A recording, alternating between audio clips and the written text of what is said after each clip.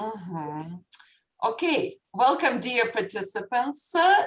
Today we have session 5 of our course, Fundamentals of ELT, with our colleague Sally La Luzerne-Oi. And today we're talking about speaking and writing, which is really a huge topic to discuss.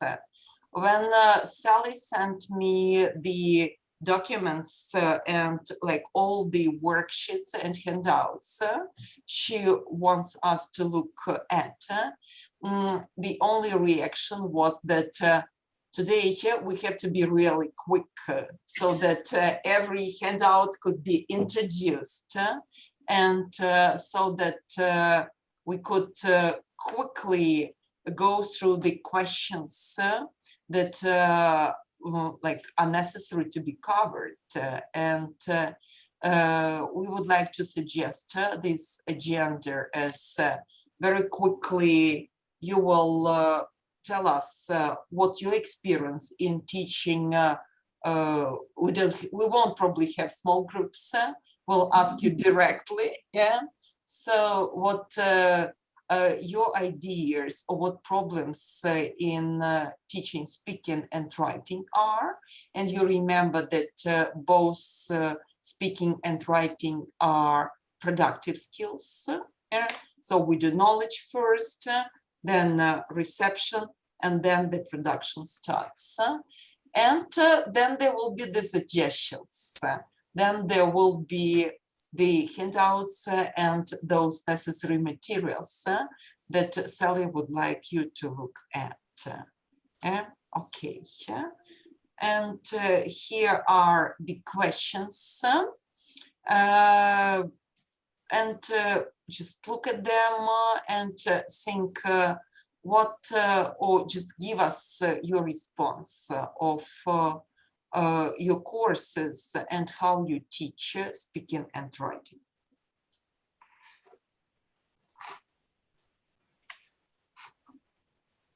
Okay, I'm going to quickly start, and we don't want to take too long on these questions because, as Marina said, I have a lot today. And I think one of the reasons I have a lot is that, yes, I taught speaking and writing for many years and every semester. And for the most part, I taught individual skills. So a speaking class, the focus was speaking, and a writing class, the focus was writing. And I've taught from very beginning to very advanced to graduate students. I also taught content course with these skills, but I think because I taught them as separate skills, which I don't necessarily agree with, but that was the way the programs I taught in were organized. But because I did teach them, I have so much, so many things in my head, so many ideas I like to share, and so many files that when I sat down to do this, it just mushroomed. It got bigger and bigger, and then I tried to make it more concise. But so I would like to know these questions concerning you, and maybe based on your responses, we can spend more time on some of the slides and less time on others. So let's try to limit our responses, but who would like to begin? And you can just go through the 1, 2, 3. I think we can do all 3 questions at the same time. Okay, who would like to start us off? Okay, Irina, go ahead. I can start. So my major discipline goes under the headline oral and written communication. Okay. So it means that we teach receptive and productive skills in integration. Yes, I mean reading, listening, speaking, and writing. Okay. And of course, the main focus, the main emphasis, that is speaking and writing, because it is language department, and we train prospective teachers of English for secondary schools, for primary schools, and for secondary schools. Of course, speaking and writing is very essential for them, and we teach these productive skills in integration. I would like to say that, of course, motivation plays a very important, significant role in teaching students speaking and writing.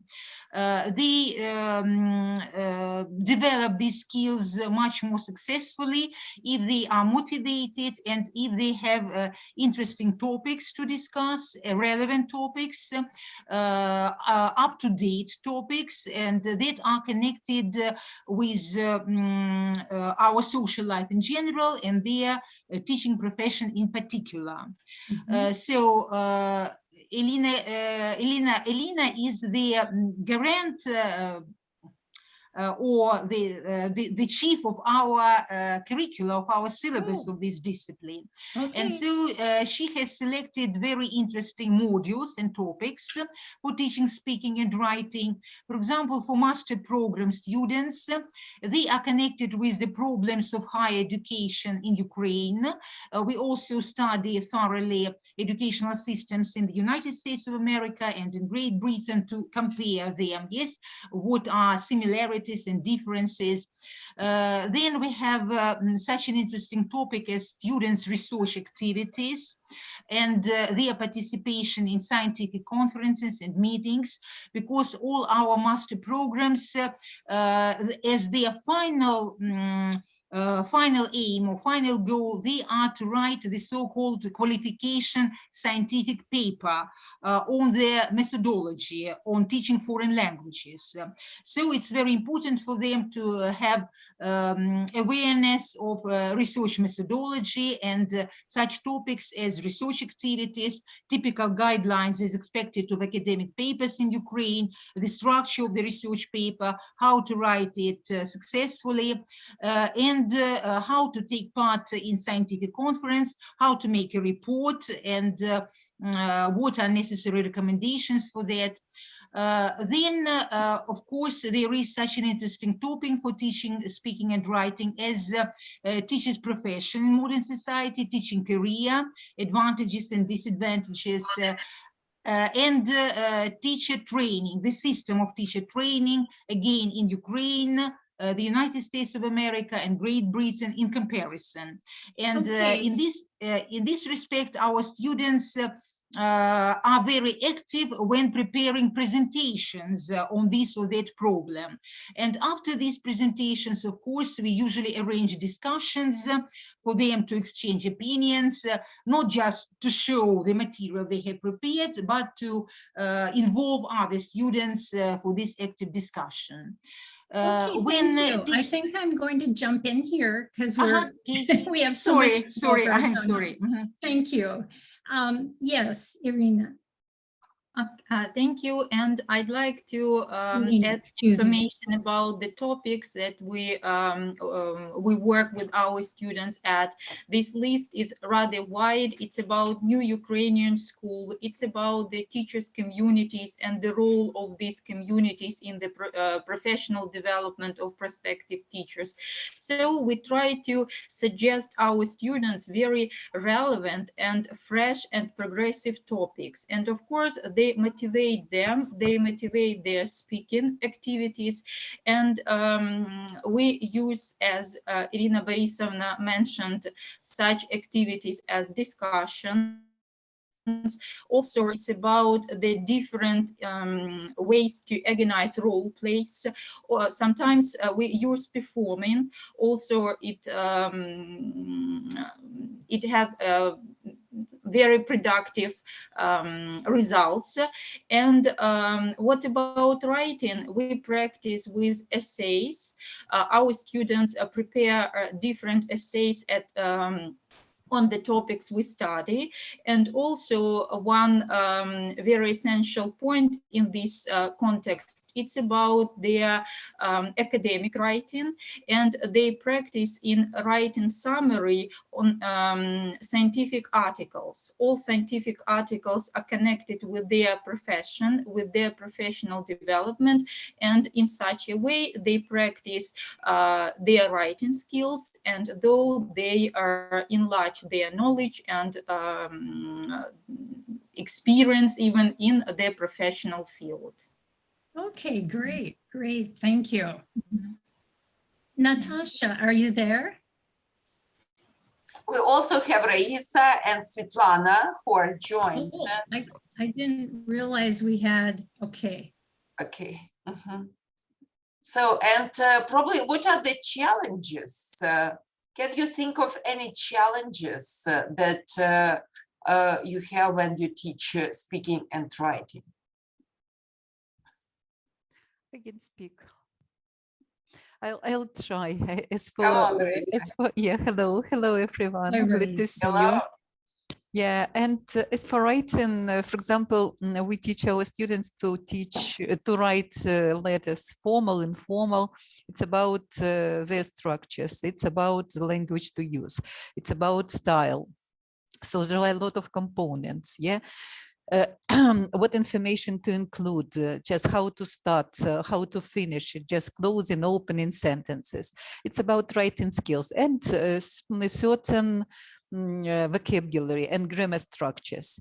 Well, also we teach them to write reviews.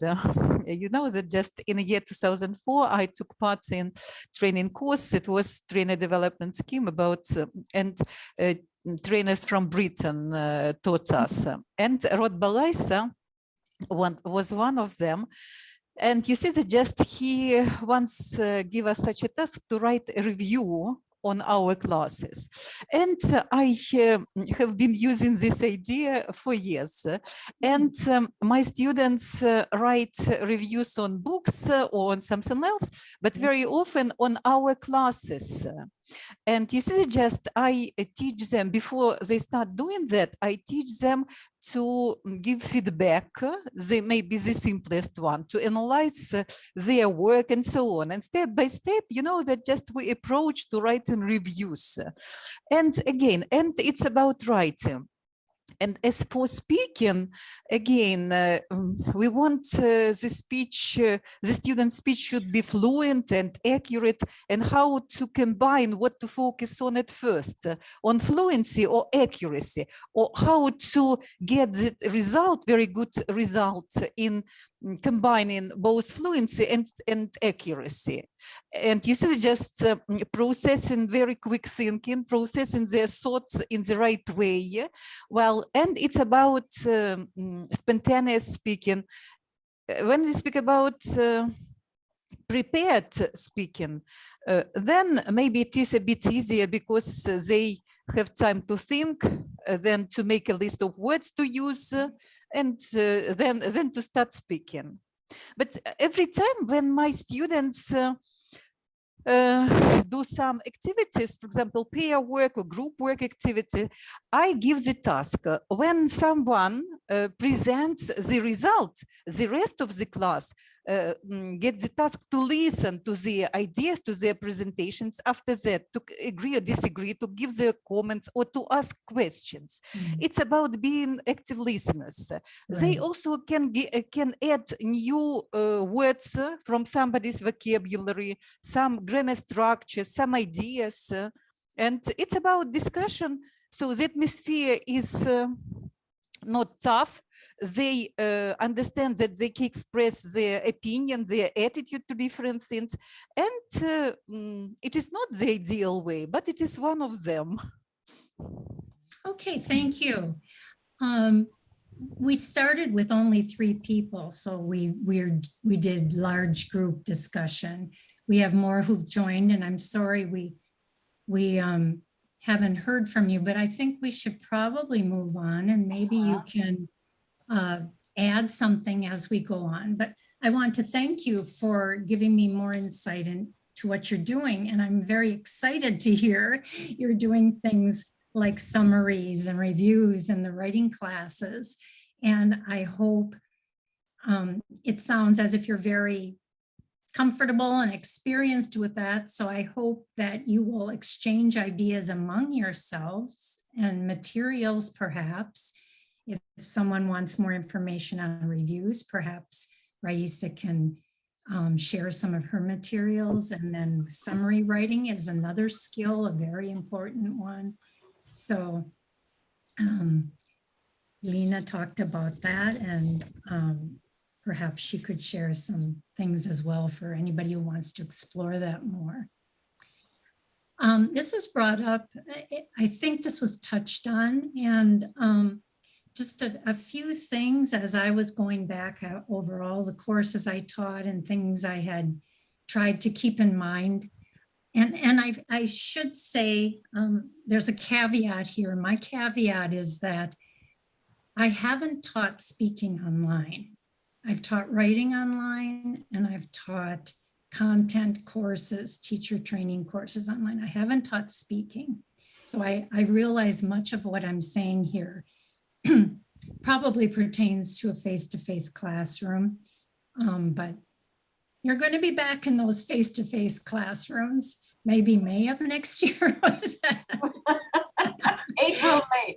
April, May next year. Okay. But speaking, and I think you would probably agree, speaking is the one language skill where we are really exposed. Our students are really exposed.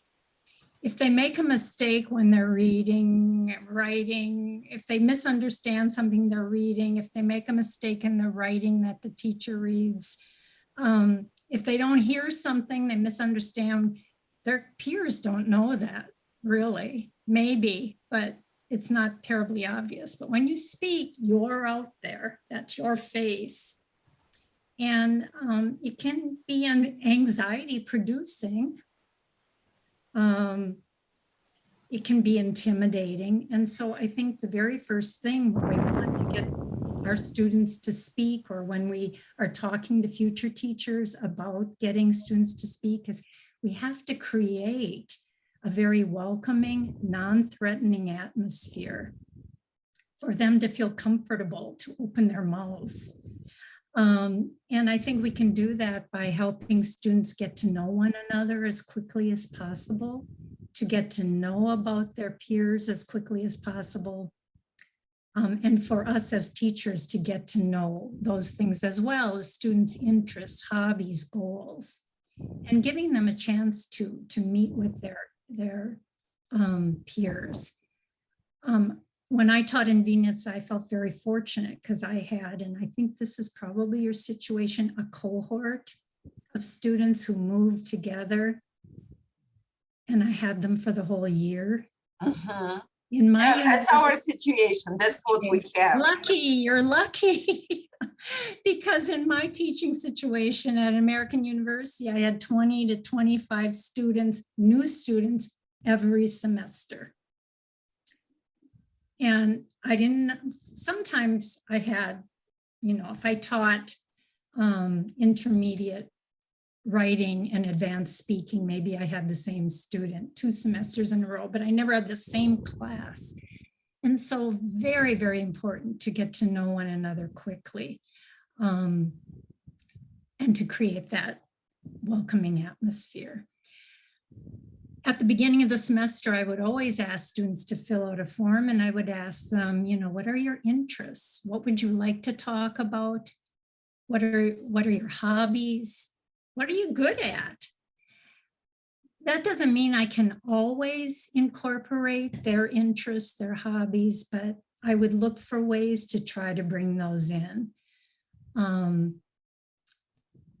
So I think that's very important too. How can we bring our students' interests into the activities we do?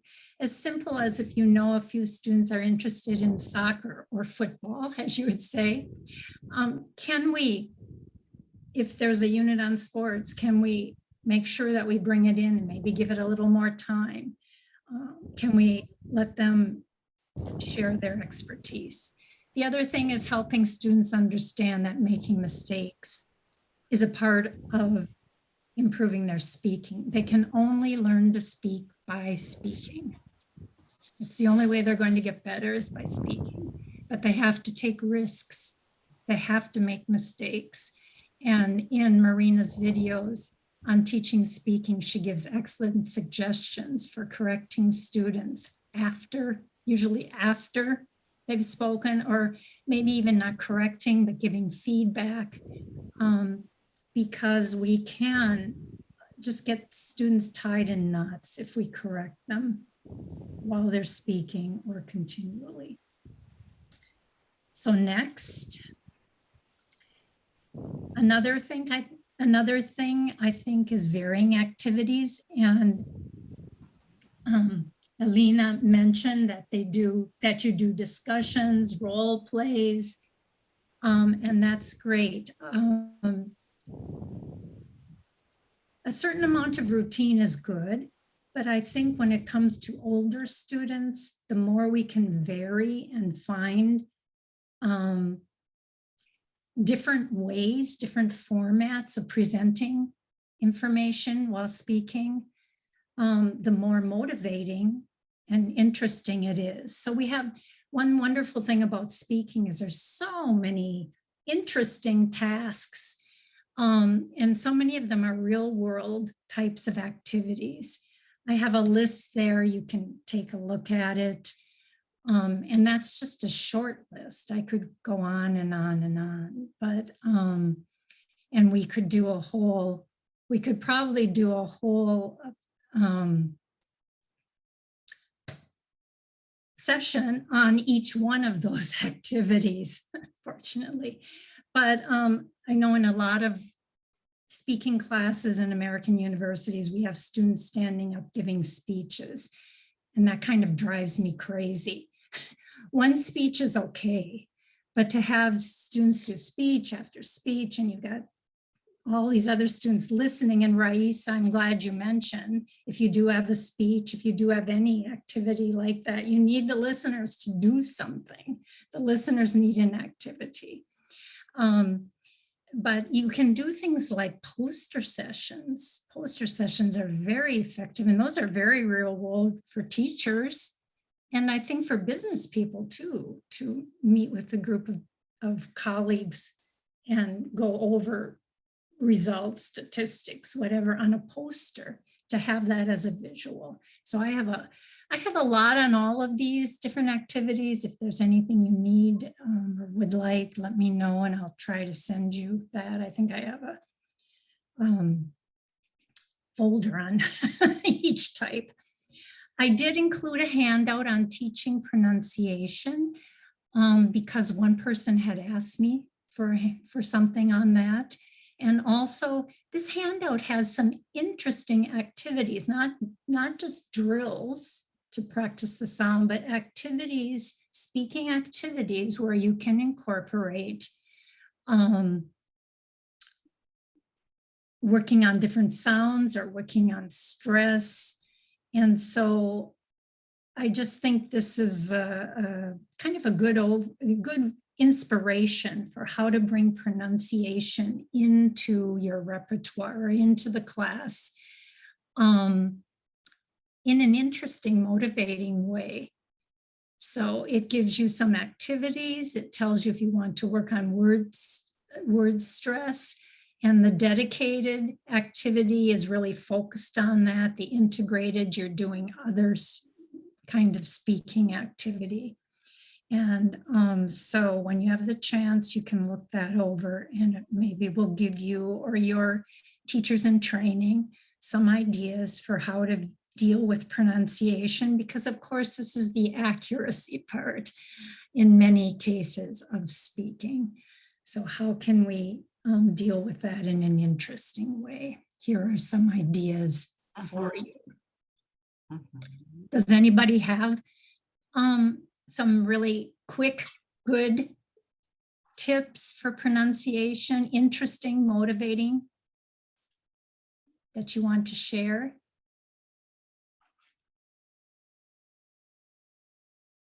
Okay, well, I'll let you read over that, that sheet at your leisure. Can we go back a minute? Was there something underneath there? Okay. Sorry. Sure. We have to decide too when to use controlled, guided, or free activities, or how much scaffolding we need. How many of you have a textbook that you use for speaking? Both for speaking, writing, and speaking and writing. Everybody has a textbook? Yeah. Okay, well, those textbooks don't always fit. Most textbooks have been written because a teacher found that the previous textbook didn't work with their students. So they wrote a new textbook, but that textbook doesn't always work with your students either. That's how the textbook I co-wrote came about. I went to Japan and everybody's, this textbook doesn't work, this textbook doesn't work, this doesn't work, too hard. Well, if you don't want to write your own textbook and the book is too hard, you need to scaffold. You need to give more guided free activities. This is a handout from my dear colleague at Hawaii Pacific University. She's also co-liaison for our partnership, Jean Kirschman. She's training teachers, and she has a lot of people in her classes, a lot of students in her classes from Japan, from Southeast Asia, where there are many, many very beginning level students, and they need a lot of scaffolding. And in order to get them speaking at all, they need this structure. So she wrote this handout for her students with some scaffolded exercises. And the kind of neat thing, I don't know that you would be able to use any of these, but for you, especially those of you training teachers, the neat thing is she wrote her explanations in red about why she did this. So for example, here's one that was scaffolded in by her daughter's French teacher. She talks about students who had to give oral final exams and they were just, I don't know how to say anything. So she gives them a scaffold to practice. So she shared her actually reflective practice. And I think that's really neat. So you can take a look at that handout with her explanations. And I'm sure if any of you had questions, she would be happy to answer them. I can give you her email and she would love to discuss with you what's going on here if you have any questions. That was the guided conversation scaffolds from Jean Kirschman. I also have a handout there of 10 minutes for happiness, which I thought might be useful if you have students at the level of the handout. But this is a handout written by Mark Helgeson in Japan. And he's taken this abstract topic of happiness and done some really, I think, creative things that get students talking, but they are very controlled, guided, but they get beginning level students looking at an abstract topic such as happiness. So we don't have to just talk about food or music, although that can be abstract too, but of how you can control and guide students' exchanges on an abstract topic. So these are all for you to peruse at your leisure.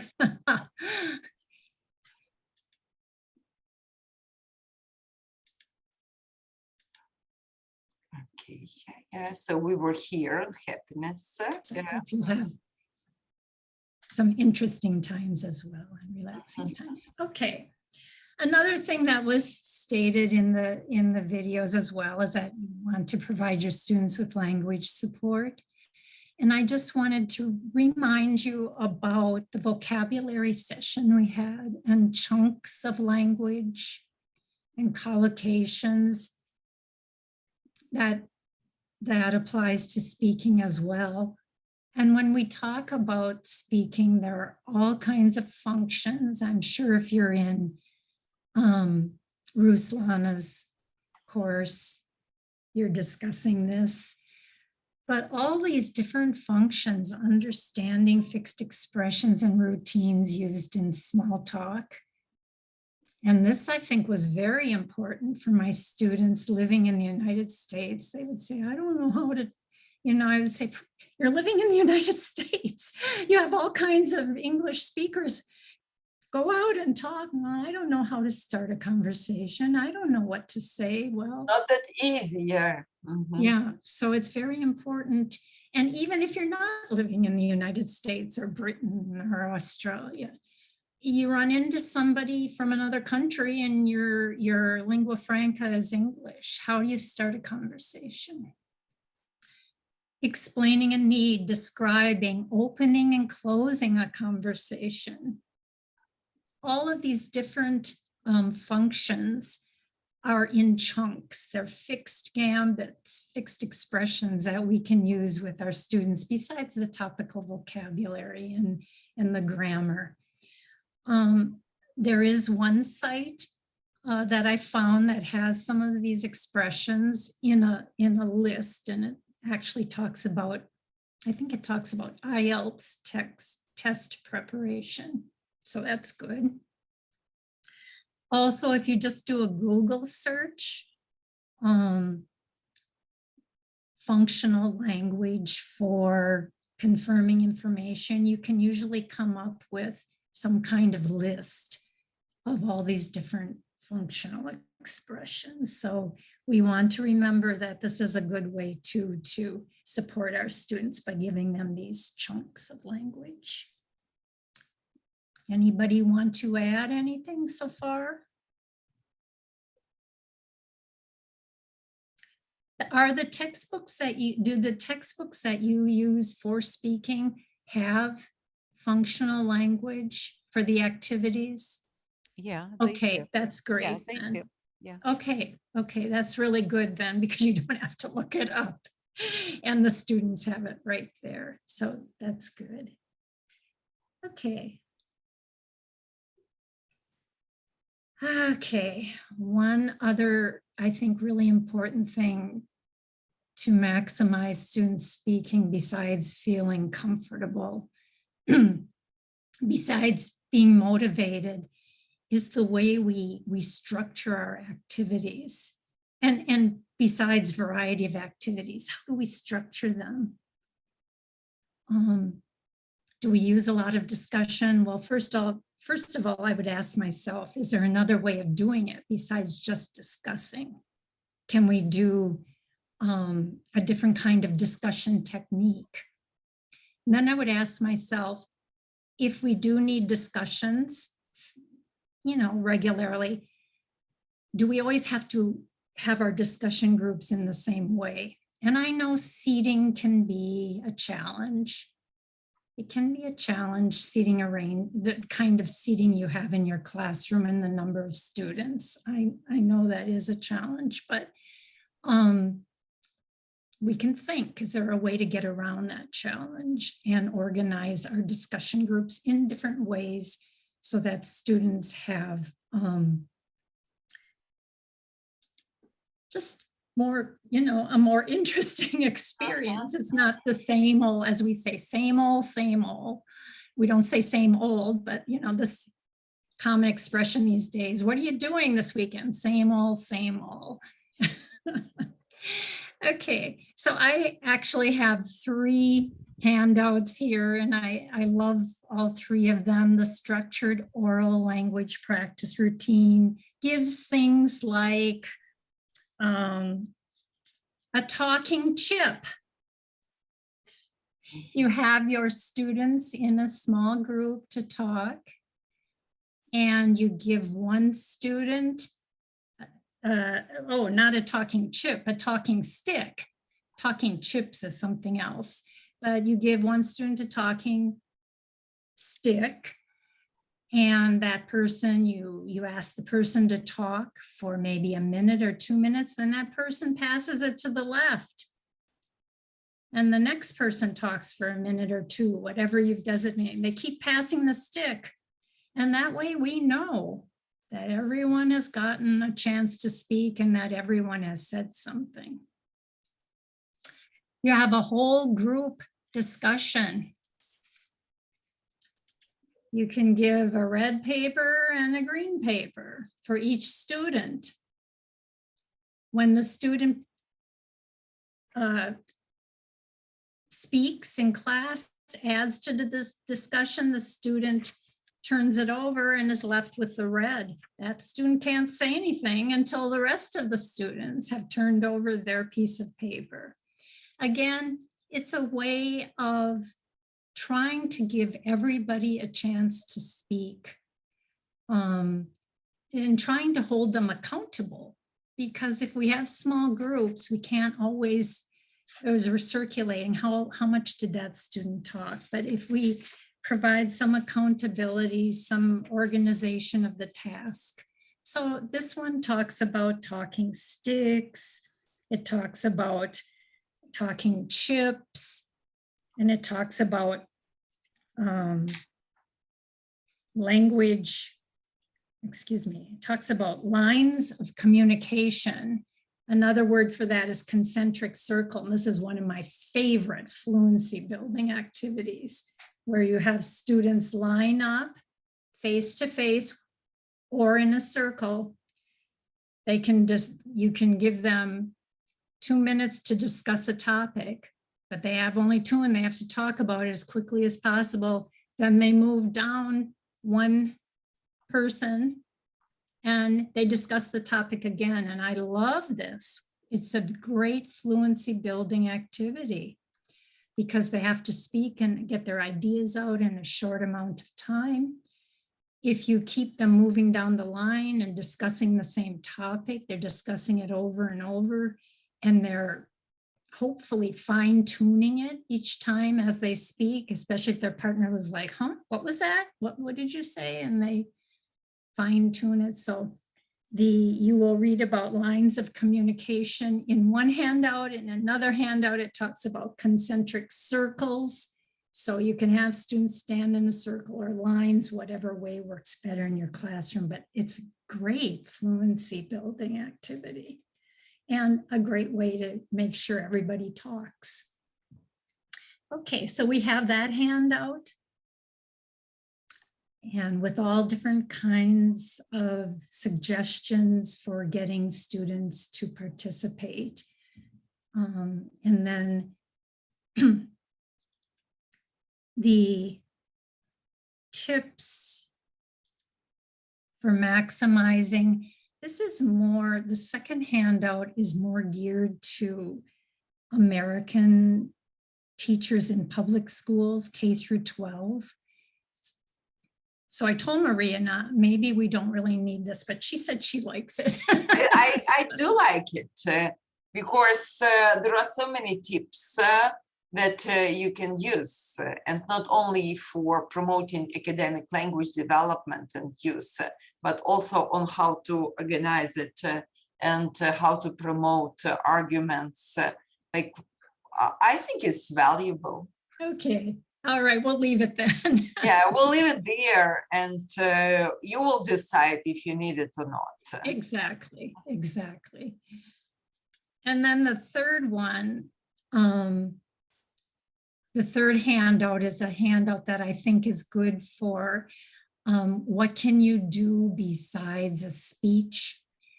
It gives ideas for so the first handout was really just getting students talking in pairs and small groups. But this third handout, structured, excuse me.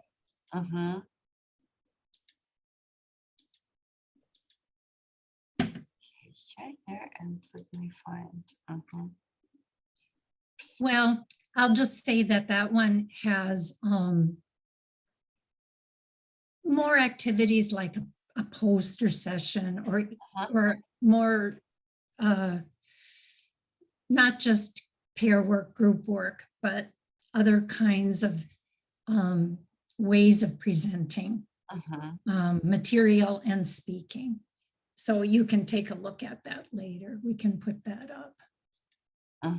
We'll put all of them on the website, and Okay. I'll also the discussion techniques, Yes, that one is called. I'm sorry, that wasn't the structured. Mm-hmm. That was discussion techniques. Uh-huh. Okay, so on to the next slide. Mm-hmm. We can hold off on that. Okay.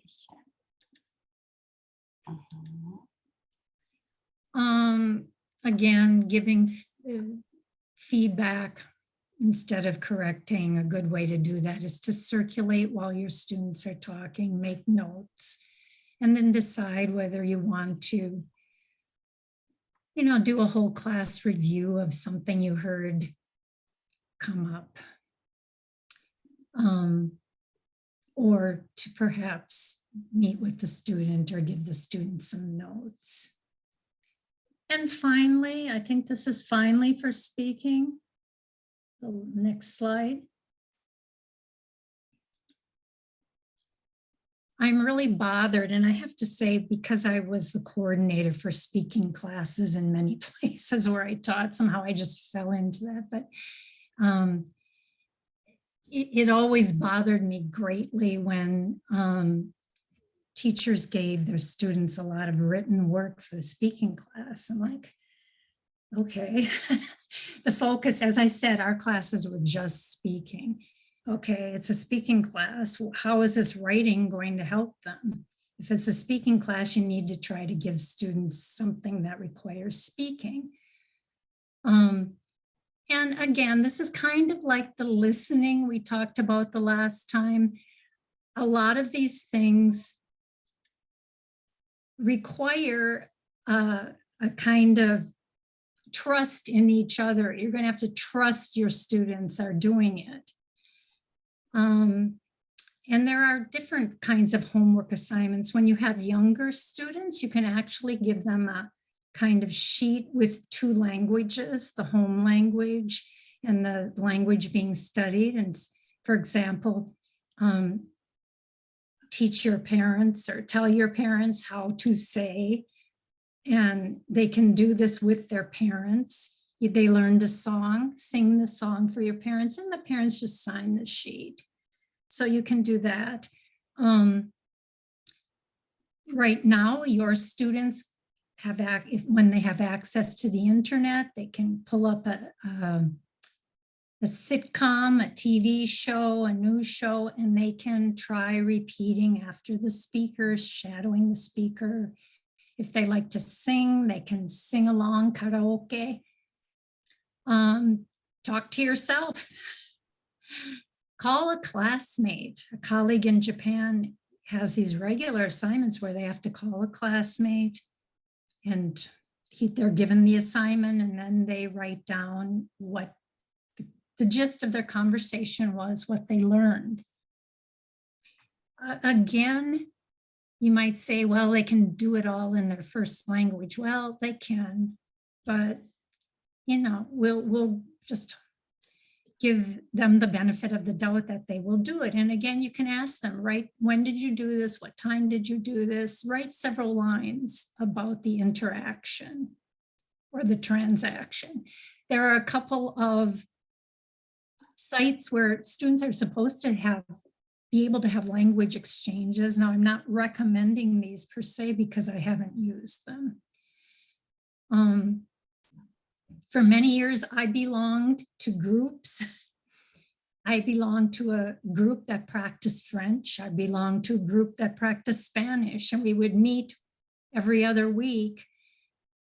And most of us were non-native speakers, but as long as you have a couple of non-native speakers who can speak well enough, or if you have a native speaker, you can keep the group in the language. So that's another possibility.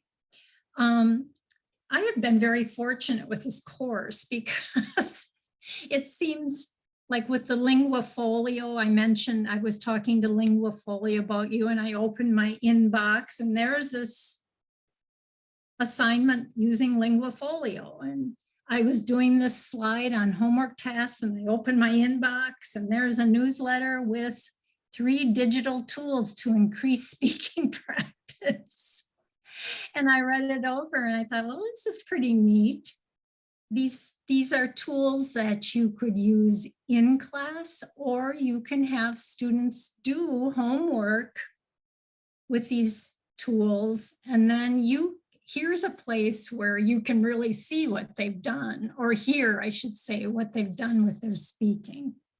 So you might want to check these out and see if it's something you could use.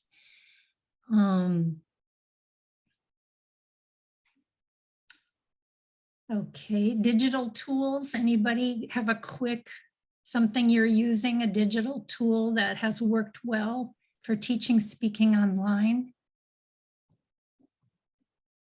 No, the tools I use are just for learning words and for practicing all this. But I even never thought of using digital tools for teaching speaking. I mean, like, thank you for this idea, because my idea has always been you need to be in class to speak, or you need to be with a teacher to speak. And digital tools, especially with having a conversation partner, or like, finding a group, this is amazing. Well, all the top one, the starred ones are ideas that I've used with my students. But then, as I said, this article that came into my box recently, I looked at that and thought, wow, I mean, it would take time to learn them. But if you're not comfortable with having your students just record speaking practice, when I say record, I mean write down a few notes, then these tools in that article are really great, because then you can access them and hear what they were saying and doing. So anyway, if any of you try it, even if you try it next year, I would love to hear how it works and what suggestions or recommendations you have. Okay, we can go on to writing, but obviously writing is shortchanged because we only have 10 minutes. And here I would like to ask your opinion about what kind of writing is better, process writing or product writing, because I'm on the side of process writing, because I believe that it gives the necessary involvement to the students. But all my colleagues, mostly, they are on product writing, because they believe that the students will need to pass tests and there is no much time for talking about writing. And this is, in my opinion, is one of the biggest mistakes in this Ukrainian mindset on what we think about writing, because we only view it as a product, and in reality, it can give a lot to the process of learning the language. And if you could look at writing from this point of view, because all Sally's slides, they are about guidances and about how to make writing really a good part of learning a language, not of giving a product only. So, and what's your idea about it? I mean, to use process writing, when I first started teaching, I used product writing, because looking at the product, okay, so write an essay. The students give you the essay, you mark it up, you give it back, that's it. That was the way I was taught. And to tell you the truth, when I wrote my French essays and got them back with things crossed out or things filled, even if the answer was written in and read, I'm like, why? I don't understand. It didn't help me learn why I made the mistake or why the answer the teacher wrote in was the correct answer. And so that's the way I learn languages. And so that's when I first started teaching, that's what I did. Write this, I get it, mark it up, write it back, that's it, finished. And it took a while then when I started teaching more, and I started teaching in a program that said, well, we use process writing. It takes a while to learn. It takes a while to get used to. Just like it takes a while to do it with students. And I will say our classes were so we did not have many, our semesters went so quickly and the classes were big. And I had to cut corners. I didn't do a true process approach because I couldn't fit it in. So I did cut corners in some cases, but I tried to use some of what I felt were the best parts of process writing. The process approach, how many people are familiar with it? Yeah. Raise your hand. Yeah. Do you use process approach in your teaching, or product is more preferable? Irina. Marina, I fully agree with you that process writing is very essential for our students, because they in any other way of situation, they do not see any differences how to write a summary, how to write an essay, how to write a composition or a resume. They should know the structure and understand different genres in writing, if it is academic writing or any other form of writing. And with us, it is often a challenge, because when we ask our students to write, for example, a critical review, they do not understand what is required of them, because they don't understand the structure. And when they exchange, for example, the written works, they can write just two things: I like it, or I haven't found any mistakes. And that's all, because they do not understand what is required of them. Of course, process writing is very essential, I think. They should see the difference between all these products of writing, yes, what it is to write a summary, what it is to write a report, or to write an essay or a composition, and to see the structure. We should teach them the structure, of course, and all these, for example, if it is an essay, they should know all these link words, first of all. For example, firstly, secondly, at the beginning, furthermore, on the one hand, on the other hand, in conclusion. And they should understand that there should be logical parts in the written work. Yes, there should be introduction, the main body, the conclusion. Very often they don't understand the structure, and they just write and don't understand what is wrong with their writing and how to approach it in general. I think that Elena also agrees with me. Yeah, I agree with you, and I'd like to add that, of course, process approach is more essential for young learners. But for senior learners, of course, we have to instruct them how to write this or that genre of writing. It's about CVs, it's about different types of official letters. Also, it's about essay. But of course, it's about some recommendation with cliches, with grammar that is essential for this or that genre of writing. But for senior learners, of course, the essential one is to get the brilliant product of writing. So I think this process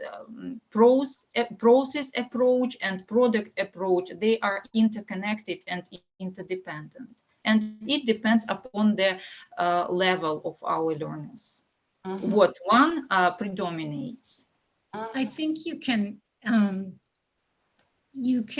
have all the structures, the different organizational patterns in either approach. The process approach is simply that you're Donald Graves, was it, looked at how good writers write and concluded that they never just put their pen on it, except for some geniuses maybe. They never just put their pen on the paper, write something, and then say that's it. And so there was this whole first step, second step, third step. And yes, then you have the different structures, but technically you could teach those structures and then say, write something, and then that's it, period. And that would be the one approach to writing. The other is you need to first brainstorm, get your ideas, then you need to write this draft, and then you need to look at the content, and then you need to rewrite it. Then you need to look at the grammar, then you need to rewrite it. Then you need to have other people read it, not just one person. So yes, the structures, the way to organize different pieces of writing is very important. But theoretically, you could do it either way. You could do it having students look at this and then write, and that's it. You move on to the next one, or you could do the process or an abbreviated process approach. Let me show how we combine process and product writing. Yeah, this is my way how to combine it. For example, if we talk about, here is an essay about dwelling, and the students have to discuss the types of homes and why people prefer to live there. And we don't use the structure, but we give them this is the table that will show us the types of homes, which are apartments and houses. So they will have to think of examples, and there are the characteristics that would be the same for the categories would be the same for both apartments and houses. And what students do, they will read the first example, which is written for them, and they will analyze this this whole paragraph by the categories, and that is how they will see the structure. It's not that we're giving them the structure, but they will analyze the structure by reading the example, and they will also try to find out what the linking words are and how the linking words connect the ideas, which of them are however, is probably about pros and cons, and then how the ideas are listed and so on. And they will also give their opinion. And then using the information from the table and using the structure and using the linking words in pairs or in groups, they will write the second passage, like the second paragraph of an essay. And then we can even ask them to brainstorm the information. We can even do it like this after they have worked with this part, and then they can brainstorm their own ideas about living in houses, and then they can write their own essay. And this is this is the way that seems for me a compromise between product writing and process writing, because you can't just give the structure and ask them to write. It doesn't work this way. They need to invest their brain or their time, their learning time into what they are doing. And this combination, it works pretty well because they have the structure, but they need to develop the structure by themselves. And by analyzing the example, they already get the idea of linking words and what the linking words really link, what ideas are linked. And of course, we can give them a list of linking words, but it will work differently. It won't give them the feeling that they are producing something. It will give them the feeling that they're learning something by heart, which is probably not that effective. Yeah. Can we take a few more minutes to go back to the slides? Are you okay? Do you have a few more minutes, everybody? Yeah, okay. So thank you, Marina. You kind of jumped ahead there, but that's okay. It's because, you know, I'm such a proponent of product writing. And I feel that it still needs some advertising in Ukrainian settings. You mean process writing? Process writing, sorry, Okay. process writing, yeah. Can we go back to 11, please? Uh-huh. Okay. So I just wanted to mention that I think the best way to build writing fluency is by journaling. Again, if you have maybe you have higher level students, so this is not a problem. But if you have students who aren't as proficient, a lot of times putting their pen on the paper, they can't get words out. Journaling is a wonderful way. Tell them, try to write half a page. You can give them a topic, or you can tell them write about anything, write about your day, your weekend. And pretty soon they're writing a full page, 2-page, 3-page. There are many different kinds of journals. I love dialogue journals and I hate dialogue journals. I love dialogue journals because I've done them in many countries. I did them in Ukraine with my teachers in training. I did them in Japan. And oh, it just builds these dialogue journals. We're talking back and forth, but in writing, I learned so much about my students, and some of them poured out their hearts, and we really developed a relationship through writing. What I don't like about them, of course, is that they're time consuming. Takes a lot of time to write back to them. So it doesn't have to be a dialogue journal. It can be one that you simply take a quick look at. Secret partner journals, I don't want to get into a lot of, but that is, for example, at Hawaii Pacific University, the teachers in training exchange journals with students who were studying English. So the teachers in training got to see what it was like for an English language student and think about how they would respond to the student as a teacher. Yes. Yes, I think that in this context as journaling, today it's possible to use such term, of course, in inverted commas, as foruming or blogging, I think. Okay. It's also possible to use in order to practice writing skills. Wonderful. Okay. Thank you. Thank you for that contribution. Okay, then let's go on to the next slide. And I don't think we need to go over this. We don't need to go over the top part, but in the videos that Marina made, she does mention email, I believe.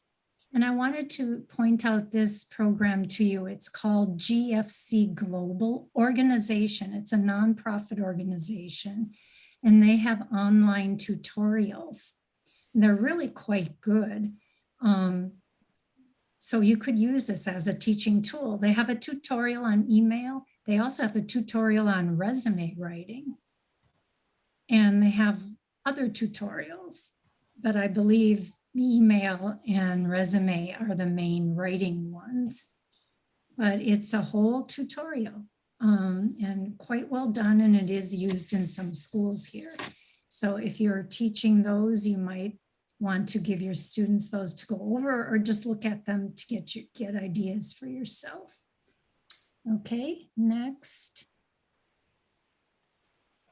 Okay, we can skip the top part here. This is talking about language support. I would like to just point out that there is great support for teachers and advanced students at Purdue Online Writing Lab. Most of us here in the States point this out to our students right away. It's just, this site is just so full of different kinds of essays, different kinds of writing practice, different kinds of sentence types. It's a real treasure trove of writing information. So that's a good tool for you and for advanced students. Okay. Okay, we talked about the process approach, and Marina gave her sales pitch for the process approach. Thank you. Thank you, Marina. And I know what I often hear from teachers and what I often said too is that it just takes so much time and I don't have that much time. I guess even if you can't do the whole process approach, there are some things that I think are really valuable in writing. And that is, first of all, letting your students know upfront what you expect from the assignment and how you are going to grade it. It's kind of like reading class, where if we tell our students to read the questions first, then they can perhaps grasp the reading better because they have an idea of what is considered important. So I think showing students, you know, here's what I expect from this assignment, or telling them, giving them an audience. This is really hard. I mean, usually you, the teacher, are their audience, the real audience. But with some assignments, for example, if they are writing, if your students are writing a movie review, it's good to tell them who's going, you know, you're writing this review and write it for people who have not seen the movie and they're reading about it in the newspaper and they need to decide if they're going to go, whatever. But if otherwise, in order to focus the writing assignment, we have to know who it's for. So give them an audience. And there are all kinds of activities for helping students see how to gear their writing to audience. I give time for brainstorming and organizing. You could do that as a whole class. And I know, again, that takes time, but when we as teachers or our teachers in training say, okay, here's your assignment, go home and do it. We know that students are going to go home, put their pen to the paper, write it quickly and hand it in. They need to take time to think about, this is my audience, what will be interesting to them, what do they not know, and then what is my best way to organize this so that they can understand it easily. And then I admit, if you can go back one minute, I admit sometimes I have given feedback on content and errors at the same time, which you're not supposed to do in process writing. First, you're supposed to give comments on the content, and then you're supposed to have students rewrite, and then you're supposed to help them find their errors. Again, not change everything for them because that doesn't help. And then have them share their writing with their peers. And I think this is really, really good because if you, after they've finished the assignment, after they've cleaned it up, after they have their final product from the process approach, have them read 2 or 3 papers. And what I found is students will say, oh, wow, this paper was so good because I did da. Or they might say, oh, I thought I was a terrible writer, but I'm not so bad.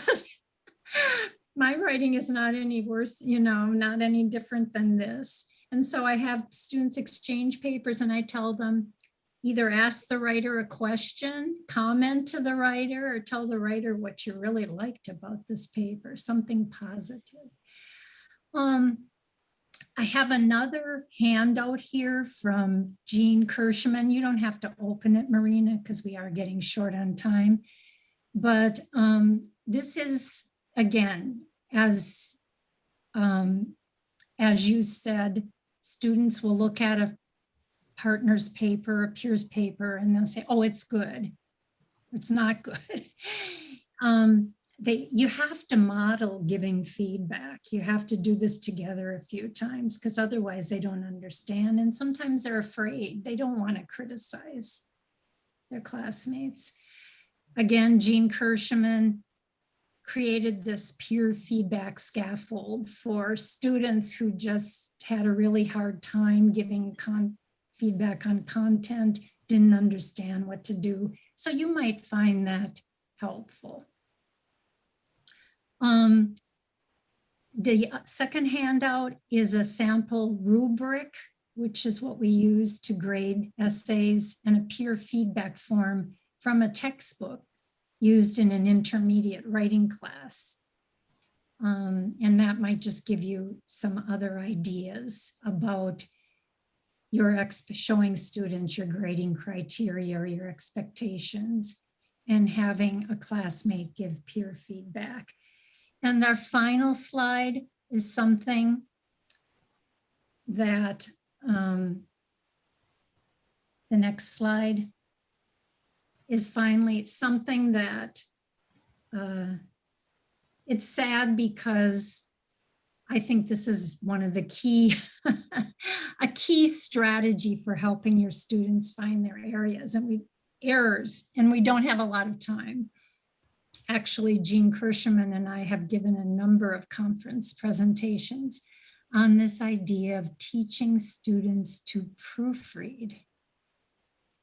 In other words, how can we help students bridge what they learn in grammar to writing? Because of course the grammar is part of the accuracy.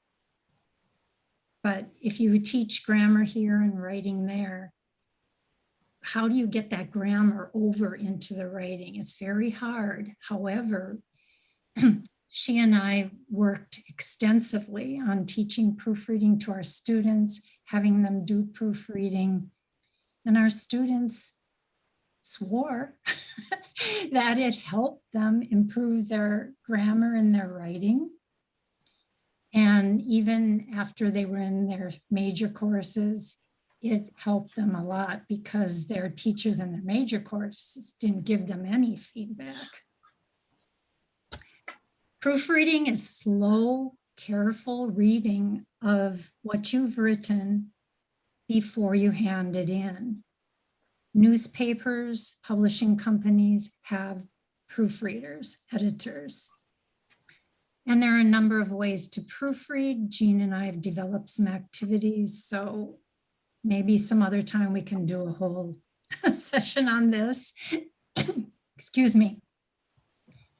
These are all different ways. This is not one way, but you can have students slowly read each word of what they've written, point to it, because that slows them down and helps them find errors. We can have them sit with a partner and read their text slowly out loud, and you've got two sets of ears. The partner can, wait, look at that. Isn't that supposed to have an S on it, or isn't that supposed to be past tense? And this works really well. You can have students read their writing backwards. Why backwards? Because it slows them down and gets them to look at the sentence. However, we can't expect students to find mistakes or to find errors that they don't know. If they haven't gone over the grammar yet, they're not going to know it. So we can give them a checklist of what we expect them to know at this point. And we can say, okay, point 1 on the checklist. Do all of your third person verbs have an S? And in this case, you scan. You scan for third person verbs to check if they have an S. You scan your paper. Okay, oops, here's one missing an S. You put it in, you go down to number 2 and you scan again. So one kind of proofreading is slow, careful. Another kind with a checklist includes scanning. This does work. This is a way to help students find their mistakes, to bridge grammar, and speaking instruction. And I'm sorry, we have gone way over time. You've been very patient, but you've also given us some great suggestions from what you've been doing. And I thank you for that. And I thank you for your patience in going over time. But any final we questions, thank comments? you because there are so many good insights, and I will put all the handouts on the website, and I will send them to you so that you could use them. And yes, so And as usual, if you see something, if you think you want more of something, email me or message me on Viber, and I will look in my files, and if I have something, I'll send you what I have. If you want to share anything with me, or if you want to bounce ideas, whatever, I welcome hearing from you. And anyway, it'll be interesting later on if you ever do anything with like the speaking homework, to let us know how that works. So thank you again, and I hope you will have. On the one hand, we know a lot and know how to teach. On the other hand, there are so many details to focus on, to ponder over, and to teach ourselves. Well, you know, and this is a challenge for me with this course. Marina and I thought the course would have a lot of novice teachers, but I think just about everybody is a veteran. And so it's a challenge for me. And I know you know a lot of this, and I know you're probably much better at some of this than I am, and more knowledgeable. So I hope I'm finding some things that are perhaps a little new, and perhaps refreshing all of our memories about things we need to keep in mind. Because if you're like me, my memory is not so good anymore. So trying to refresh it with what to keep in mind. With this course, yeah. We also do that. Yeah, I don't know. It's scary sometimes.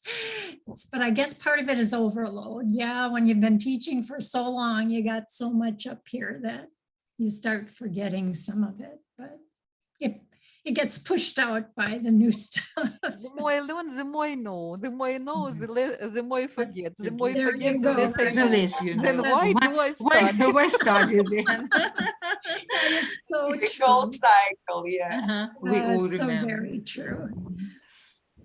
So I hope you all have, take care. Take care. I'm thinking of you, and I'll look forward to seeing you if you can make it next week.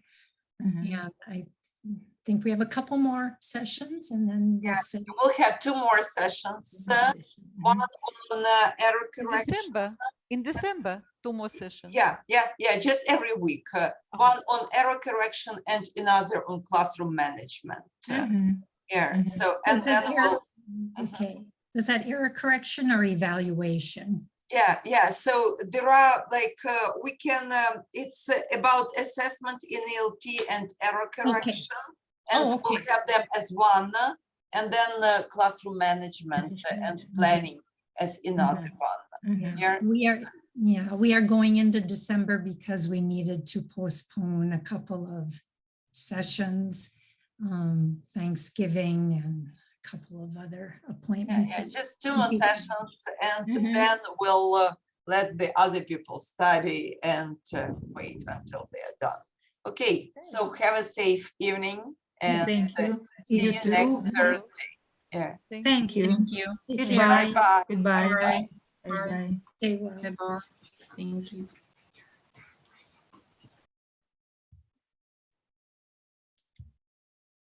Sally, that was very profound. It looked like it's overwhelming, but it's good that we packed everything into this session. I mean,